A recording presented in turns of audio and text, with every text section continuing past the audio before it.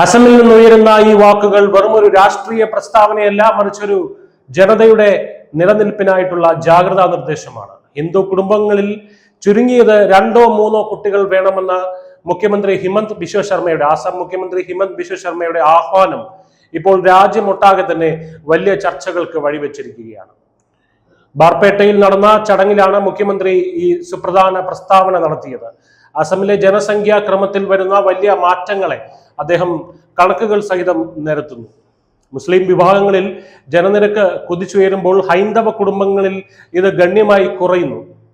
ഒരു കുട്ടിയിൽ മാത്രം ഒതുങ്ങുന്ന ഹൈന്ദവ കുടുംബങ്ങൾ ഭാവിയിൽ വലിയ പ്രതിസന്ധികൾ നേരിടുമെന്നും താങ്ങായി നിൽക്കാൻ ആരുമില്ലാത്ത അവസ്ഥ വരുമെന്നും അദ്ദേഹം മുന്നറിയിപ്പ് നൽകുന്നു.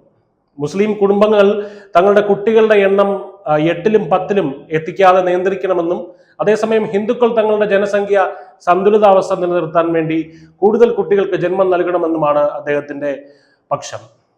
കേവലം വാക്കുകളിൽ ഒതുക്കാതെ ഭരണപരമായ മാറ്റങ്ങളും ഇതിനോടകം തന്നെ ഹിമന്ത് ബിശ്വ സർക്കാർ കൊണ്ടുവന്നു കഴിഞ്ഞു. പട്ടികജാതി പട്ടികവർഗ വിഭാഗങ്ങൾക്കും തോട്ടം തൊഴിലാളികൾക്കും നേരത്തെ ഏർപ്പെടുത്തിയിരുന്ന 2 കുട്ടികൾ എന്ന കർശന നിബന്ധനയിൽ നിന്ന് സർക്കാർ ഇളവ് വരുത്തി കഴിഞ്ഞു.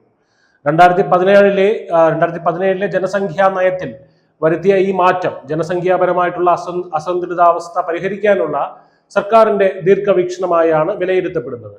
അടുത്ത വർഷം നിയമസഭാ തെരഞ്ഞെടുപ്പിലേക്ക് നീങ്ങുന്ന അസമിൽ ഈ നീക്കം വലിയ രാഷ്ട്രീയ ചലനങ്ങളാണ് ഉണ്ടാക്കുന്നത്. മുസ്ലിം ജനസംഖ്യ വർദ്ധിക്കുന്നതിലൂടെ വോട്ട് ബാങ്ക് രാഷ്ട്രീയത്തിലും സാമൂഹിക ഘടനയിലും ഉണ്ടാകുന്ന മാറ്റങ്ങളെ പ്രതിരോധിക്കാൻ BJP സർക്കാർ പ്രതിജ്ഞാബദ്ധമാണെന്ന സന്ദേശമാണ് ഇതിലൂടെ ഹിമന്ത് ബിശ്വ നൽകുന്നത്.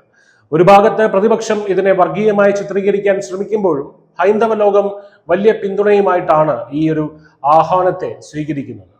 സ്വന്തം നാടിന്റെയും സംസ്കാരത്തിന്റെയും ഭാവി സുരക്ഷിതമാക്കാൻ ഒരു ഭരണാധികാരി കാണിക്കേണ്ട നിശ്ചയദാർഢ്യമാണ് ഹിമന്ത് ബിശ്വ ശർമ്മയിൽ നമ്മൾ കാണുന്നത്. ജനസംഖ്യ മാറ്റം ഒരു യാഥാർത്ഥ്യമായി മുന്നിലുള്ളപ്പോൾ അതിനെ ഭയപ്പെടാതെ നേരിടാനുള്ള അദ്ദേഹത്തിന്റെ ഈ ആഹ്വാനം വരും ദിവസങ്ങളിൽ ഇന്ത്യൻ രാഷ്ട്രീയത്തിൽ കൂടുതൽ ഗൗരവകരമായിട്ടുള്ള ചർച്ചകൾക്ക് തുടക്കമിടും. News desk news India.